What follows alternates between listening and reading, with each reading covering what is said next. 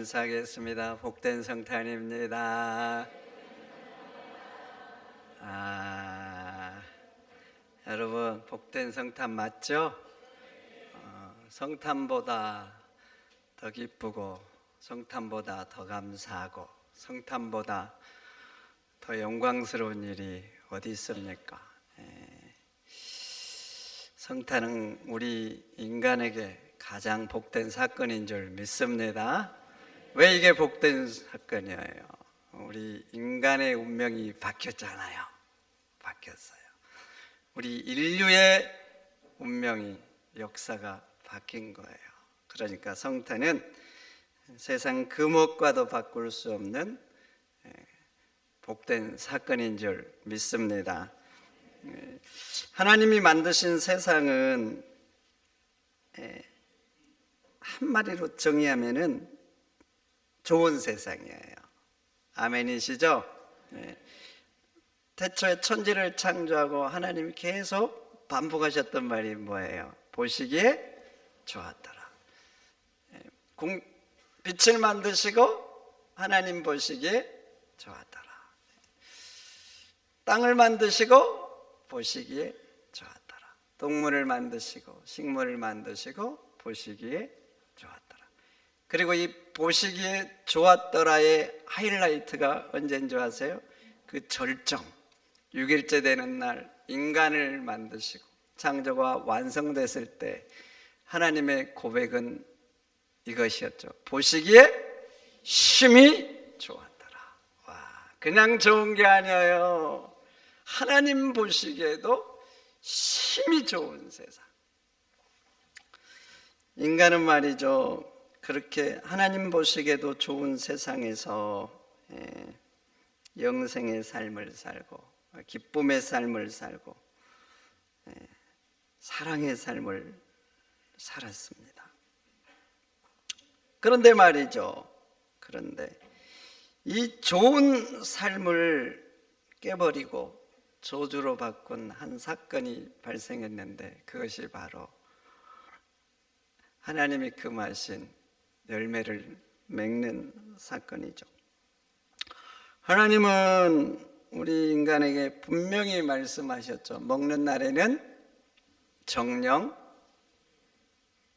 죽으리라. 하나님은 이걸 먹으면 죽는다고 했어요. 죽는다. 근데 사단은 와서 말합니다. 결코 죽지 않으리라. 그런데 불행한 건 뭐냐면 인간이 하나님보다 사단을 밀었다는 거 아닙니까? 사단을. 그래서 금하신 열매를 맺고 말았습니다. 여러분, 인간의 불행은 어디에서 시작되는가? 하나님에 대한 불신에서 시작이 됩니다. 하나님을 믿지 못한 것에서 시작돼요. 하나님보다 사단을 믿는 거예요. 사단이 그럴듯한 뭔가를 우리에게 보여주잖아요. 아담과 하와에게도 그랬어. 이걸 먹으면 하나님처럼 될 거라는 환상적인 것을 말했죠. 그런데 그 결과를 봐보세요. 어떻게 됐는지. 하나님을 믿지 못한 데서 인간의 불행은 시작합니다. 하나님보다 세상을 믿는 거예요. 하나님을 붙드는 것보다, 말씀을 붙드는 것보다 세상에 저것을 붙드는 게 내 인생에 좋겠다. 하나님을 등지고 세상으로 가는 거예요. 그럼 여러분 아셔야 됩니다. 저주의 문을 여는 거예요. 저주의 문.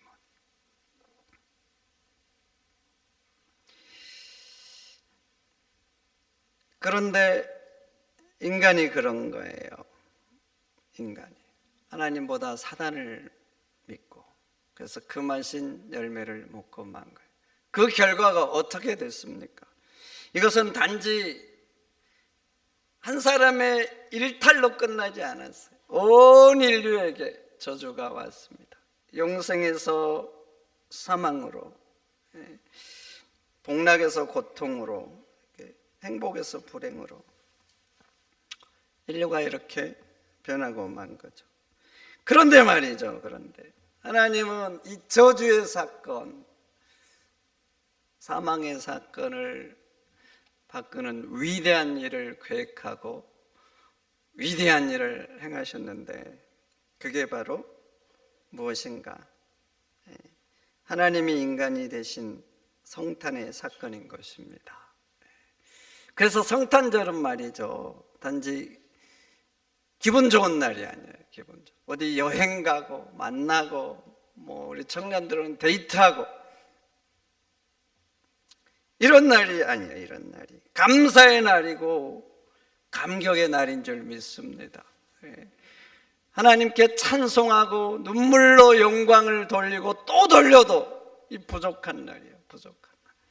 그래서 우리가 성탄절이 되면 이렇게 감사해서 장식하고 이렇게 모여서 예배하고 또 특별히 찬양을 준비해서 우리를 위해서 이 땅에 오신 그 고마운 하나님께 영광의 찬송을 돌리는 것입니다.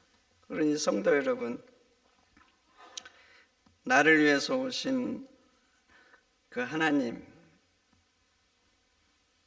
그 하나님께 감사하면서 사시기를 축원드립니다. 그리고 그 사랑을 마음에 새기면서 사시기를 축원드립니다. 성탄은 결코 포기하지 않는 하나님의 사랑, 이것을 의미하죠. 이것을. 여러분, 자식들이 빗나가면 가슴이 무너집니다. 어떤 집사님이 그렇게 말씀을 하시더라고요. 목사님, 자식이 빗나가니까 살맛이 나지 않는다고.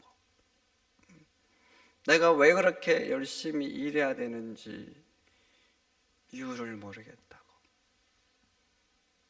그 상실된 마음으로 빗나간 자식 때문에 그렇게 말씀을 하시더라고요. 그런데 우리 하나님은 우리의 영원한 아버지, 사랑의 아버지잖아요. 그런데 인간이 죄로 오염된 거예요. 그렇게 죄 가운데 살다가 영벌에 처해져야 되는 상황. 하나님의 마음이 얼마나 아프시겠어요. 얼마나. 그래서 인간을 위해서 어떻게 구원할까 애타게 계획하고 정말 힘쓰시고,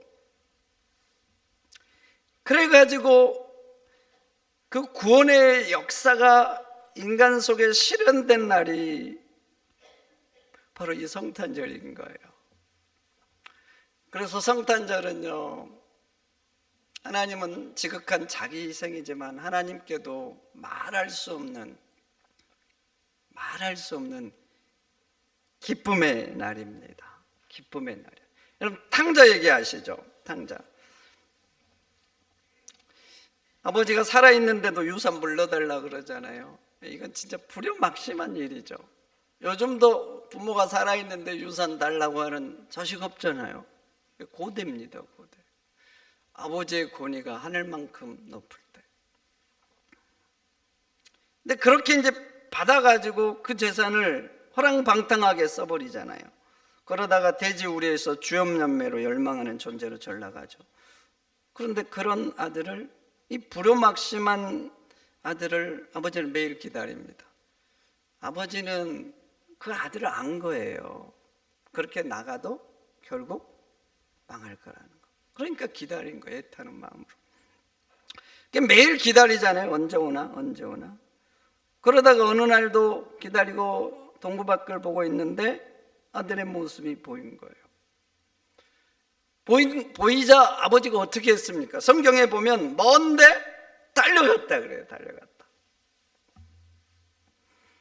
그리고 입을 안고 입을 맞췄다 그래요. 입을 맞췄다. 아들이 아버지 제가 죄를 지었습니다. 아직 말하지도 않은 거예요. 근데 달려가서 아는 거 이미.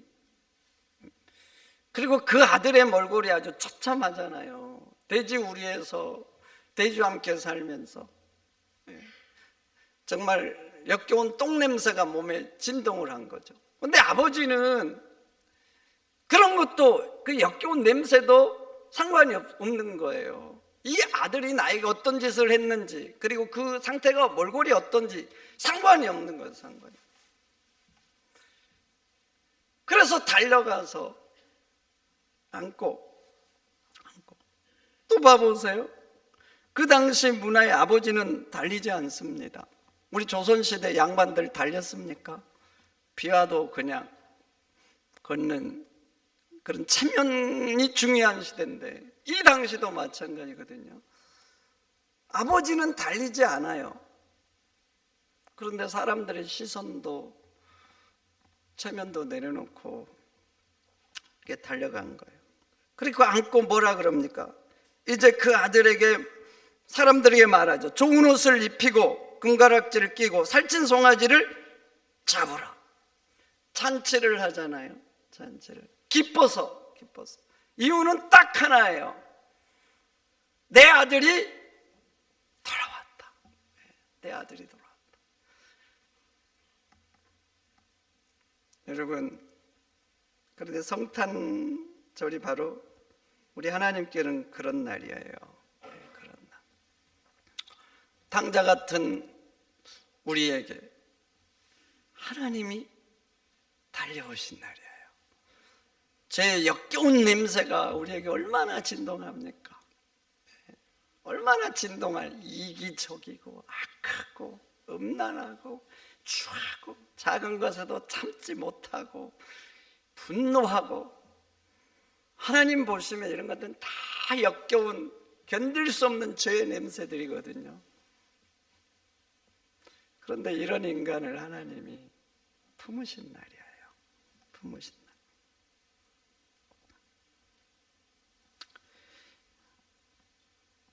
그리고 아들을 살린 날. 아들을 살린 날. 그래서 성탄은요, 하나님께도 기쁜 날입니다. 아멘입니까? 누가복음 오늘 2장 13절 보면 수많은 천군이 천사들과 함께 찬양을 하죠. 지극히 높은 곳에는 하나님께 영광이라고. 왜 이렇게 외칠까?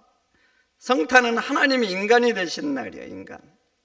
전능한 창조주가 냄새나는 마국간에 오신 날. 하나님께는 절대 일어나서는 안 되는 수치스러운 날, 그런 일이 있어서는 안 되는 날. 그런데 천사들은 이날을 영광이라고 찬양을 하는 거예요. 왜 그럴까요? 왜 그럴까?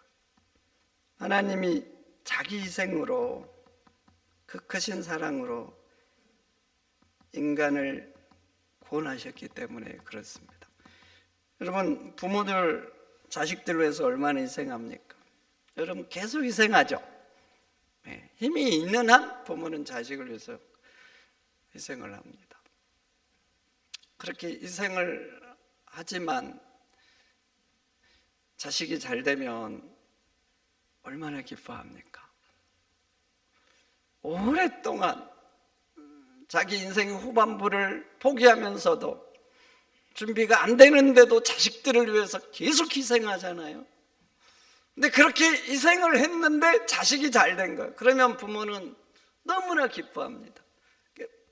부모에게는 내 희생이 보이는 게 아니에요. 뭐가 보여요? 자식의 잘됨이 보이는 거예요.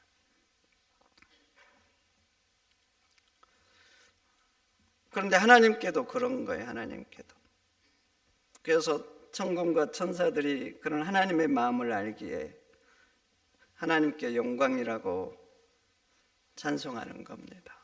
성도 여러분, 하나님은 우리를 그렇게 사랑하십니다. 네, 그렇게 사랑하셔요. 자기보다 우리를 더, 우리를. 그래서 십자가까지 내려오신 거예요. 그래서 여러분도 하나님을 사랑하시기를 축원드립니다.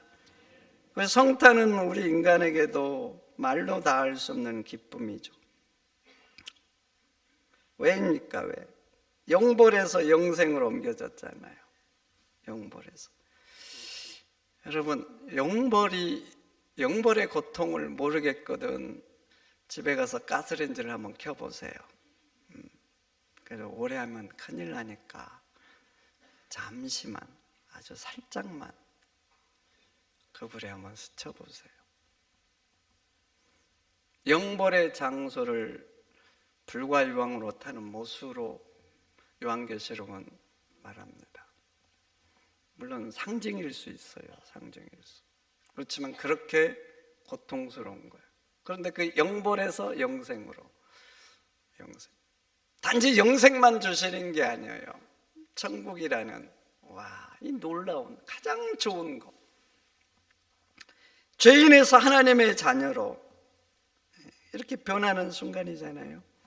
그래서 오늘 천사들이 말한 거예요. 10절에 이렇게 말하죠. 큰 기쁨의 좋은 소식이라고. 그래요. 성탄은 하나님이 인간이 되셨다는 이것은 정말 큰 기쁨의 좋은 소식이에요. 우리 인간에게 영적으로 보면 우리 인간에게 이보다 더 기쁜 소식이 없습니다. 아멘입니까? 네, 그래요. 가장 큰 기쁨의 소식, 너무나 감사한 소식. 그래서 우리는 이것을 복음이라고 말하는 거예요. 복음. 1년 전인가 하여튼 그 쿠바 참사가, 쿠바 외교관, 고위 그 외교관이죠, 우리나라로 망명을 해왔습니다. 북한으로 다시 들어가야 될 처지가 됐나 봐요. 이게 자식들하고 아내랑 다 이제 쿠바 그 이제 대사관 고위 직원으로 나와 있어요. 이제 들어가면 이제 자기는 혹시 다시 나올 수 있는데 이제 자식은 이제 그냥 북한에서 살아야 될 이제 처지인가 봐요. 그래서 이제 자식의 미래 때문에 고민을 엄청 했다고 하더라고요. 제가 거기 보니까 고민하고 자기가 이제 북한의 실정도 알고 우리 대한민국의 실정도 잘 알잖아요. 그래서 고민을 하다가 망명을 결심을 했답니다. 그래서 이제 비행기표를 끊었어요. 베네수엘라로 가는 비행기. 근데 그 북한 그 여권으로는 갈 수 있는 나라가 많지가 않다네요. 그래서 그쪽으로 가려고 끊었답니다. 그러다 가다가 이제 직항이 없어서 중간에서 환승을 하게 됐는데, 그 환승한 나라에서 우리나라 대사관으로 전화를 했대요. 전화를 해서 내가 쿠바 참사고 누구누구로 하니까 우리나라 대사관 직원이 알더래요. 그래서 잠시 그 공항에서 기다려라고 하더래요. 자기가 올 테니까. 근데 기다리는 동안에 망명을 신청하라고 이렇게 얘기를 하대요. 망명을 신청을 해야 되나 봐요. 그래서 망명을 이제 말대로 신청을 했는데 그 나라에서 망명 신청이 받아들여지지 않은 거예요. 그래가지고 이제 그걸 신청을 안 받아들이고 사람들을 데려와가지고 자기를 다시 쿠바로 환승을 시키려고 그러더라고요. 그러면 이제 자기는 큰일 나는 거예요. 그럼 결국 북송되고, 그러면 자기 인생도 자식의 인생도 아내 인생도 끝나는 거예요. 그래서 자기가 막 설명을 했대요. 이게 나는 참사고 내가 망명을 신청하면 국제법에 따라서 나를 보호해줘야 돼요. 안 통하더래요. 그래가지고 막 끌고 가려고 하니까 막 두렵고 초조하고 막 불안하고 어찌해야 될지 몰라. 그래서 막 미친 듯이 싸웠대요. 막 안 끌려가려고. 왜냐하면 이제 끌려가면 막 이제 인생 끝나는 거 아닙니까? 그런데 자기는 이제 여러 사람이 붙으니까 어떻게 해야 될지 몰라고. 그래도 막 버티면서 소리를 지르고 그러면 안 된다고 하고. 근데 그게 전화를 해가지고 만명 신청하고 사람들이 오고 이러면서 그런 상황이 다 해가지고 한 30분 정도 됐다고 하더라고요. 근데 그 시간이 지옥 같았다고 그러더라고요. 근데 그렇게 이제 막 끌고 가면서 막 버티고 막 소리치고 애들 막 이렇게 하고 방하고 이런 상황에 우리나라 대사관 직원이 딱 도착을 했대요. 도착을 해가지고 그런 상황을 보더니 딱 한마디 했답니다. 이제부터 이 사람은 대한민국 국민입니다. 우리가 보호할 테니까 당신들은 손을 떼십시오. 그랬더니 그 말 한마디에 사람들이 다 손을 놓고 물러갔대요. 근데 그때 이 사람의 심정이 어땠는지 말을 해주더라고요. 이 대사관 직원이 구세주 같았대요. 그리고 그 말이 떨어지자마자 자기 눈에서 눈물이 쏟아지는데 감당할 수 없도록 쏟아지더래요. 얼마나 울었는지. 이제 살았다는 그 있잖아요. 살았다. 그리고 그리고 나도 살고 내 자식도 살고 아내도 살았다는 이 안도감. 그래서 그것을 이렇게 말하는 그 순간에도 회상하는 거잖아요. 근데 그때도 그 감정이 살아있는지 눈물을 닦더라고요. 여러분, 성탄은 단지 기분 좋은 날이 아닙니다. 우리의 신분이 바뀐 날이고 운명이 바뀐 날이에요. 죄인에서 의인으로, 그리고 하나님의 자녀로, 더 놀라운 건 뭐예요? 더 놀라운 하나님의 상속자로 바뀐 날이에요. 로마서 8장은 분명히 말합니다. 우리가 그리스도와 함께한 하나님의 상속자라고. 이렇게 된 것은 왜 그래요? 하나님이 포기하지 않는 지극한 사랑, 그리고 자신의 놀라운 희생으로 된 거예요. 베드로전서 1장 말하죠. 그리스도의 보배로운 피로 된 것이라고. 여러분, 그렇습니다. 우리가 하나님의 자녀된 것은 전능하신 하나님의 핏값으로 된 거예요.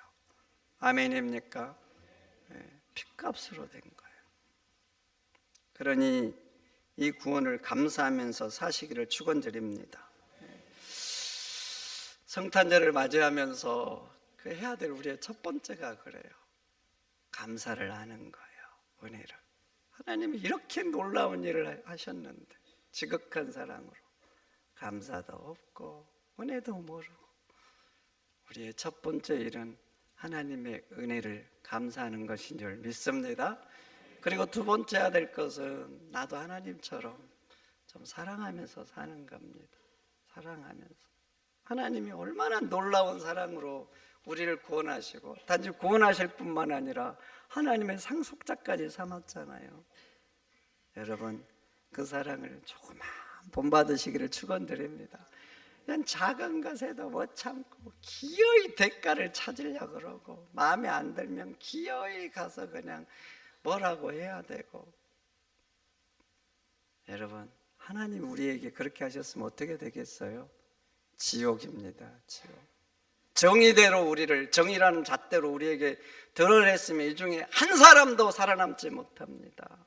하나님의 자기 희생으로, 사랑으로 우리가 신분이 변한 거예요. 근데 우리는 꼭 정의라는 잣대로 남들을 재야 되겠습니까? 그러면 그 사람도 못 살아남지만 그 사람 눈에 나도 살아남지 못합니다. 하나님의 사랑을 조금만 실천하세요. 여러분, 그리고 이것은 온 세상에 미칠 구원의 큰 기쁨입니다. 기쁨이에요. 그러니까 여러분들만 이 기쁨의 복음 혜택을 받으면 안 돼요.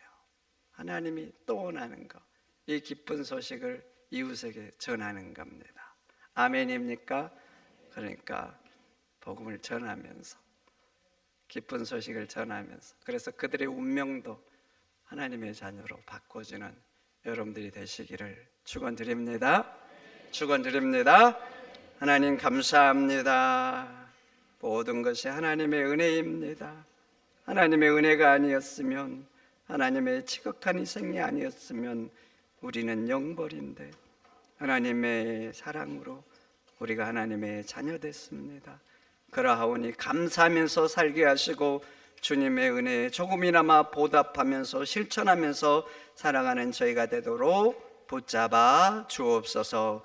존귀하신 예수님의 이름으로 기도하옵나이다. 아멘.